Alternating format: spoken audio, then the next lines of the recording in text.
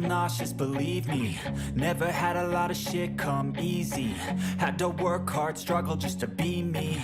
Had to rise up just so they could see me. Did what I had to do just to feed me, and what was left over I put towards my dreaming. But the only thing in life that has meaning are the things you gotta work for, believe me.